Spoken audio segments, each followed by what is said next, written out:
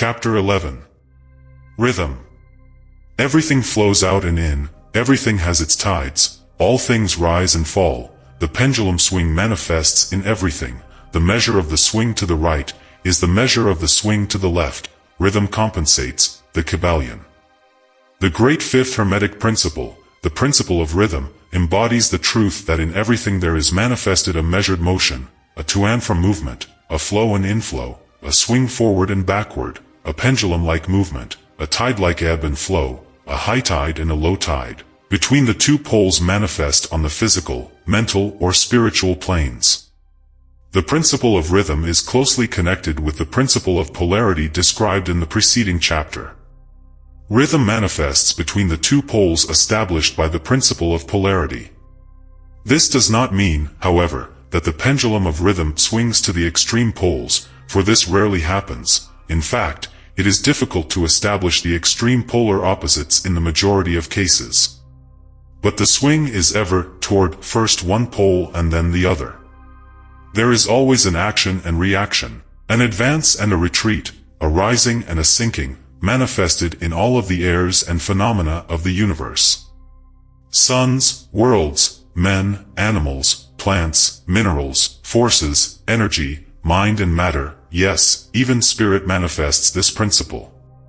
The principle manifests in the creation and destruction of worlds, in the rise and fall of nations, in the life history of all things, and finally in the mental states of man. Beginning with the manifestations of spirit of the all, it will be noticed that there is ever the outpouring and the indrawing, the outbreathing and inbreathing of Brahm, as the Brahmins word it. Universes are created, reach their extreme low point of materiality, and then begin in their upward swing. Suns spring into being, and then their height of power being reached, the process of retrogression begins, and after eons they become dead masses of matter, awaiting another impulse which starts again their inner energies into activity and a new solar life cycle is begun. And thus it is with all the worlds, they are born, grow and die, only to be reborn. And thus it is with all the things of shape and form, they swing from action to reaction, from birth to death, from activity to inactivity, and then back again. Thus it is with all living things, they are born, grow, and die, and then are reborn.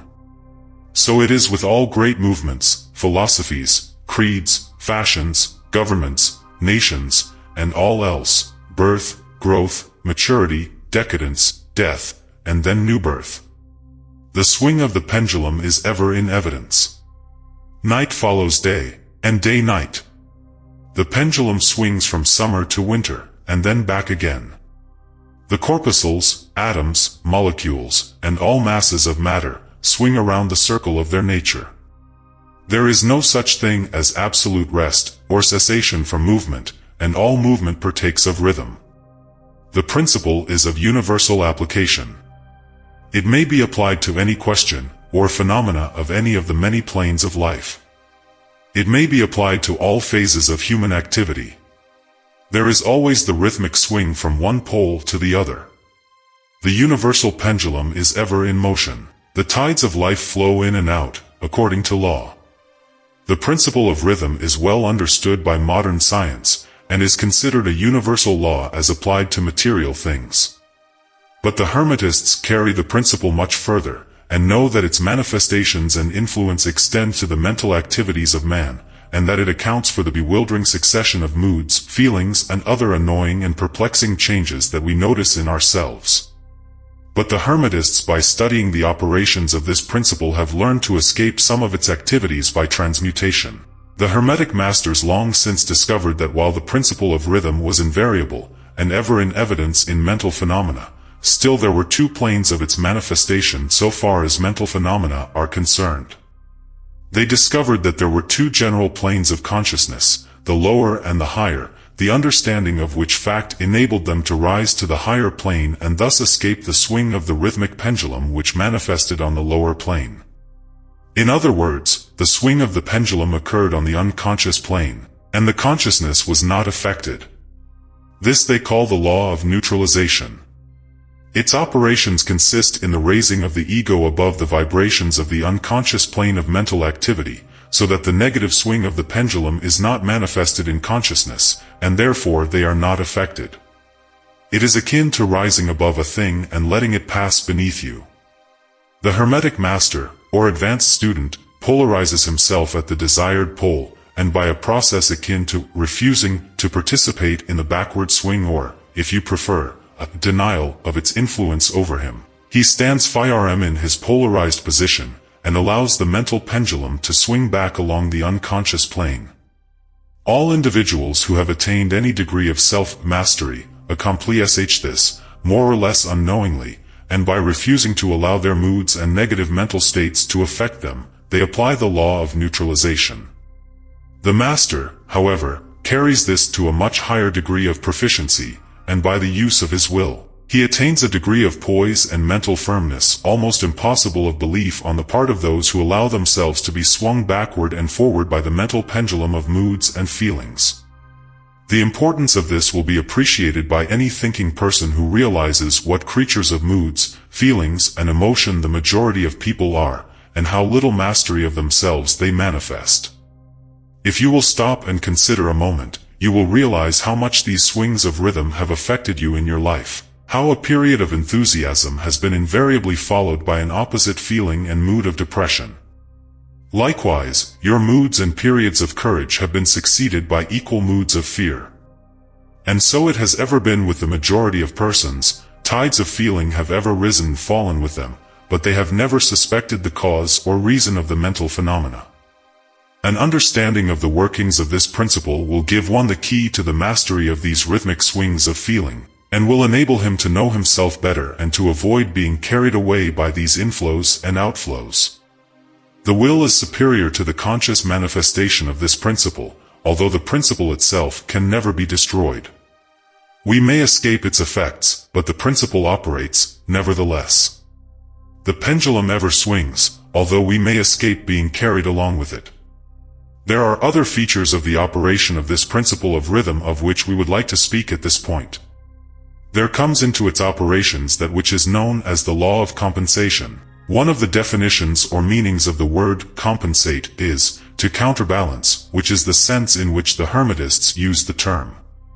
It is this law of compensation to which the Kybalion refers when it says, the measure of the swing to the right is the measure of the swing to the left, rhythm compensates. The law of compensation is that the swing in one direction determines the swing in the opposite direction, or to the opposite pole the one balances, or counterbalances, the other. On the physical plane we see many examples of this law. The pendulum of the clock swings a certain distance to the right, and then an equal distance to the left.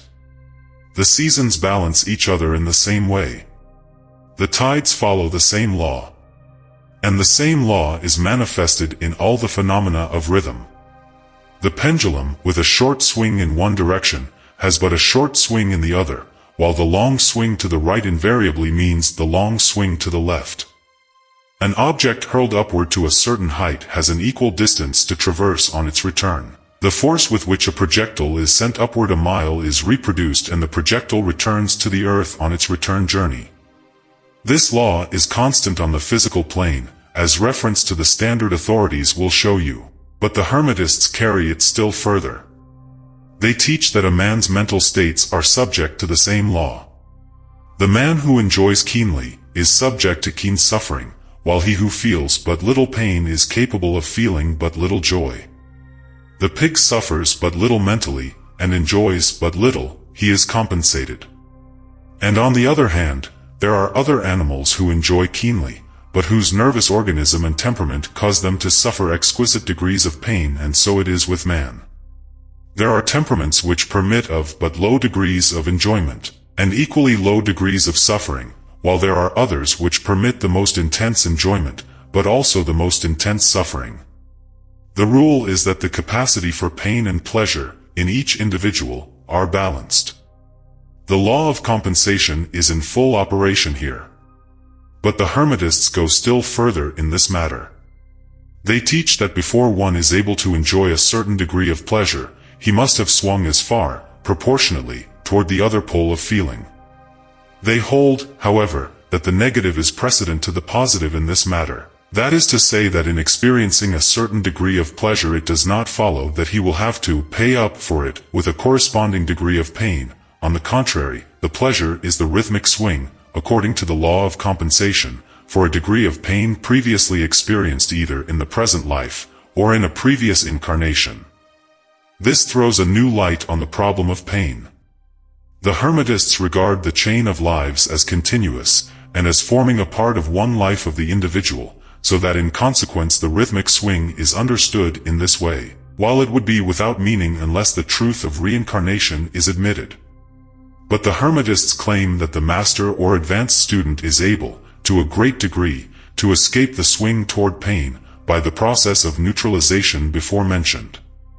By rising on to the higher plane of the ego, much of the experience that comes to those dwelling on the lower plane is avoided and escaped. The law of compensation plays an important part in the lives of men and women. It will be noticed that one generally pays the price of anything he possesses or lacks. If he has one thing, he lacks another, the balance is struck.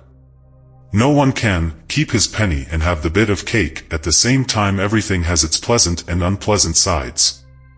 The things that one gains are always paid for by the things that one loses. The rich possess much that the poor lack, while the poor often possess things that are beyond the reach of the rich.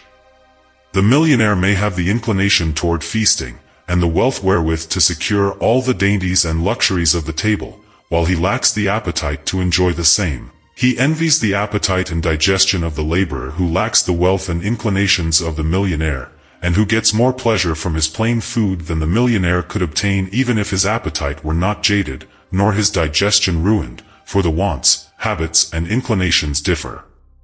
And so it is through life.